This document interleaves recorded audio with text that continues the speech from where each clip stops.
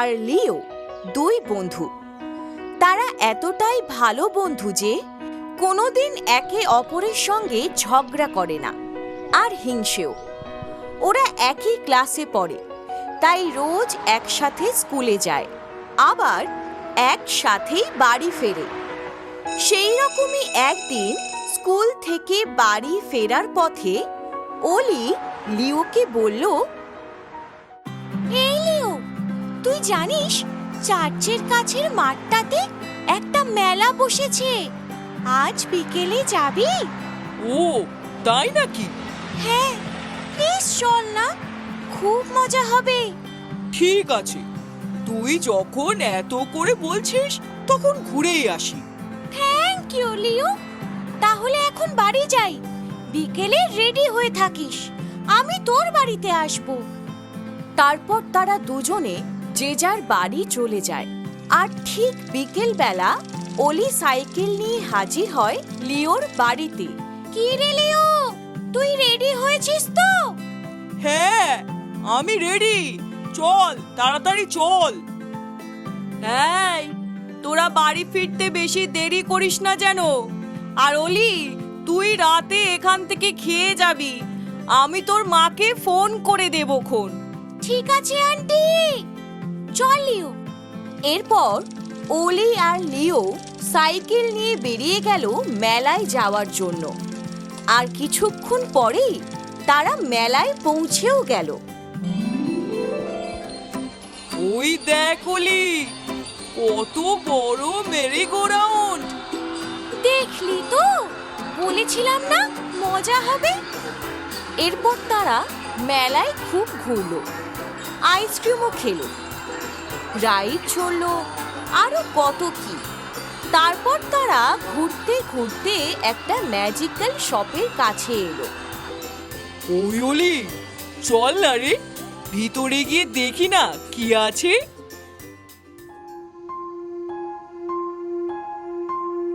মা, কত ম্যাজিক্যাল জিনিস!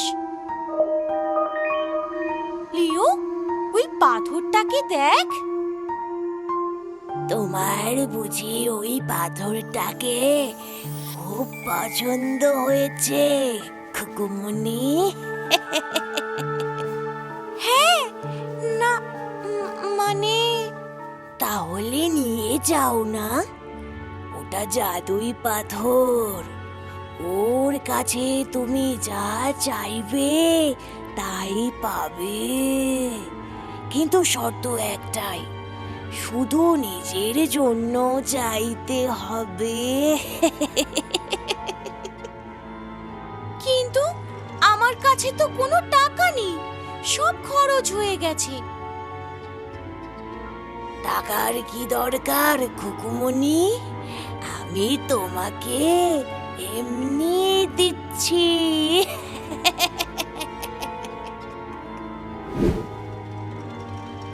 এই অলি, ওটা নিস না, আমার কেমন জানি ভালো লাগছে না।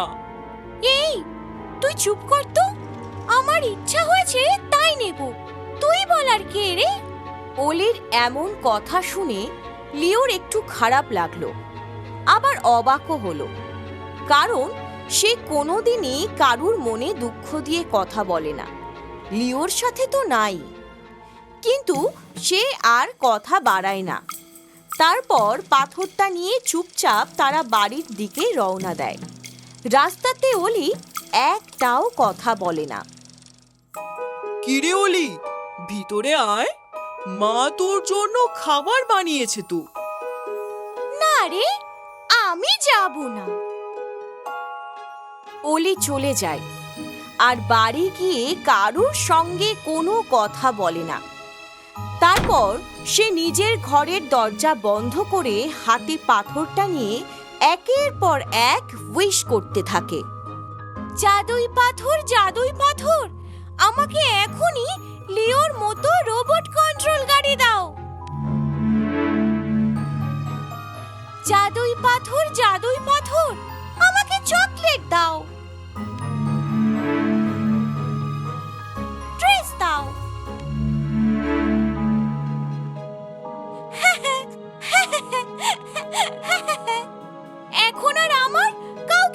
দরকার নেই, কারণ সবকিছুই আমার হাতের মুঠোয়।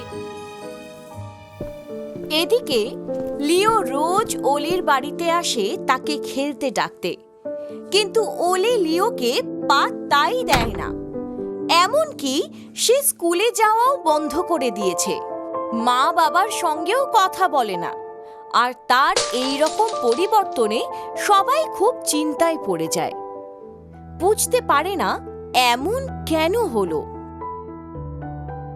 আমি কিছুতেই বুঝতে পারছি না আমার মেয়েটা এরকম কি করে হয়ে গেল। হ্যাঁ, আমিও। ওকে কি একবার ডাক্তারের কাছে নিয়ে যাব? কোথাও নিয়ে যেতে হবে না আঙ্কেল, আমি জানি অলির কি হয়েছে। যবে থেকে অলি ওই পাথরটা পেয়েছে তবে থেকেই এমন হয়ে গেছে। মানেটা আমি তোমাদের পরে বলবো আঙ্কেল, এখন আমাকেই কিছু একটা করতে হবে। আমি বরং সেই মেলায় গিয়ে উইচকে খুঁজি। কিন্তু লিও,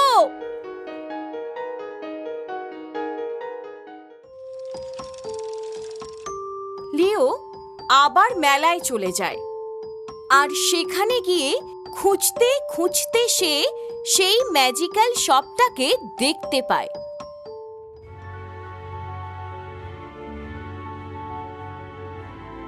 কি হয়েছে খোকা, তুমি কি খুঁজছো? এই যো তোমাকে। অলিকে তুমি কি পাথর দিয়েছো শুনি, যার পর থেকে ও ওরকম হয়ে গেছে? আমি আর কোথায় দিলাম, ও তো নিজে পছন্দ করে নিয়েছে। একদম কথা ঘুরিও না, ঝটপট জবাব দাও। কি করলে আবার ও আগের মতন হবে? বাবা, ছোট খোকার মুখে কথা ফুটেছে দেখছি। বদমাইশ ছেলে, এখান থেকে এখনই বেরিয়ে যাও। না, আমি কোথাও যাব না। বদমাইশ আমি না তুমি? ঠিক আছে, তবে তোমাকে আমি খরগোশ বানিয়ে দিচ্ছি। এরপর উইচ তার জাদু কাঠি দিয়ে জাদু ছুঁড়তে থাকে লিওর দিকে। লিও নিজেকে বাঁচাতে থাকে।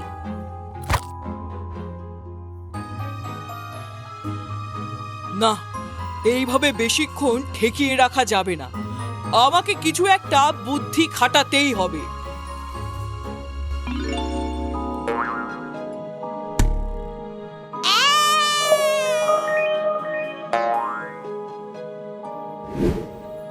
এবার ভালোই ভালোই বলো, কি করলে অলি আবার আগের মতন হবে? আর না বললে আমি এখনই এটা ভেঙে দেব, আর তুমি সারা জীবন এরকম খরগোশ হয়েই থাকবে। না না, তুমি এটা ভেঙো না, আমি বলছি। হ্যাঁ, তাড়াতাড়ি বলো, আমার কাছে অত সময় নেই।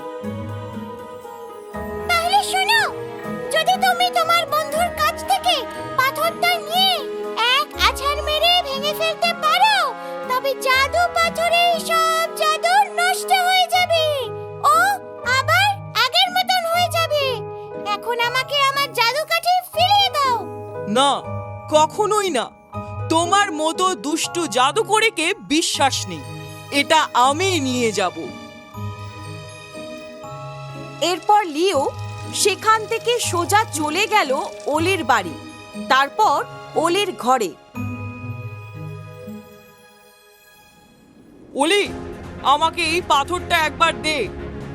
না, কখনোই নয়। আমার জিনিসে আমি ছাড়া আর কেউ হাত দেবে না। তুই যদি ওটা আমাকে দিস, তবে তোকে আমি এই জাদু ছড়ি দেব। এটা ওই পাথরের থেকে অনেক বেশি শক্তিশালী। তুই যা ইচ্ছা তাই করতে পারবি। দে, আমাকে দে। আগে পাথর দে।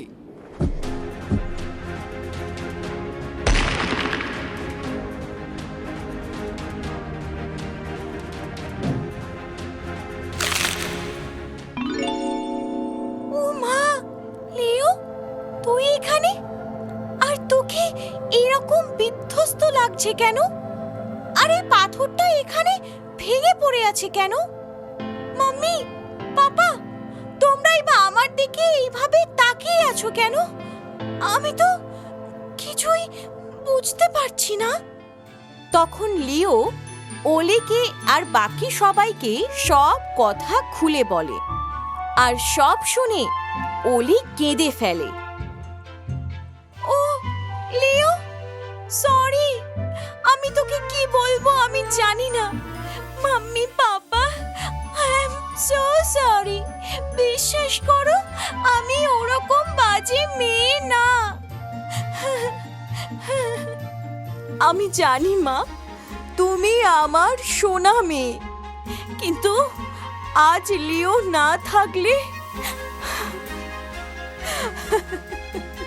কেঁদো না আন্টি, একটা কথা মনে রেখো, জীবনে অনেক সময় অনেক সমস্যা আসবে, কিন্তু বন্ধুত্ব, ভালোবাসা আর বিশ্বাস থাকলে সে সব সমস্যার সমাধান করা যায়। আর জাদু টোনা এ সমস্ত তো খুবই নগণ্য ব্যাপার। বাহ, লিও বাবু তো খুব পাকা পাকা কথা শিখেছে দেখছি। হে আঙ্কেল, না, আজ লিও যা করেছে তা এক প্রকৃত বন্ধুই করতে পারে। তোদের বন্ধুত্ব দেখে আমি প্রাউড ফিল করছি। থ্যাংক ইউ লিও। শুধু থ্যাংক ইউতে হবে না আঙ্কেল, কিছু একটা ট্রিট তো বানতা হ্যায়। হ্যাঁ বাবা, লিওর পিৎজা খুব পছন্দ, তাই ওকে পিৎজা ট্রিট দাও প্লিজ। ঠিক আছে, চলো তবে আজ আমরা সবাই মিলে পিৎজা খেতে যাই, তারপর হলে গিয়ে জমিয়ে সিনেমা দেখব। ইয়ে!